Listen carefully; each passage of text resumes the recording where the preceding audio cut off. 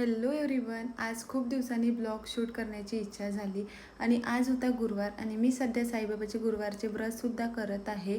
तर हा होता आजचा माझा चौथा गुरुवार. सकाळी उठले आणि सकाळचे बेसिक कामं करून आंघोळ वगैरे करून छान सर्वात आधी देवाची पूजा करून घेतली आणि त्यानंतर व्रत म्हणजे साईबाबाची गुरुवारची पूजा मांडून छान पोथी वगैरे वाचून आरती वगैरे करून घेतली.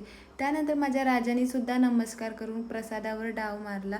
म्हटलं चला दिवसभराचा उपवास झाला, स्वतःसाठी एक कप चहा तरी करूया. तर मग काय छान असा कडक माझ्यासाठी चहा बनवला.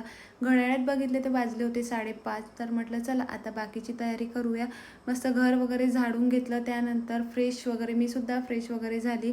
मस्त देवाजवळ दिवा लावून तुळशीजवळ वगैरे दिवा लावून मस्त देवाची आरती वगैरे करून घेतली. त्यानंतर यूट्यूबवर वगैरे गाणे लावून मस्त इकडे स्वयंपाकाच्या तयारीला लागले. आज स्वयंपाकात बनवणार होती कढी आणि मसाले भात. मग का एकीकडे छान कढीला फोडणी दिली.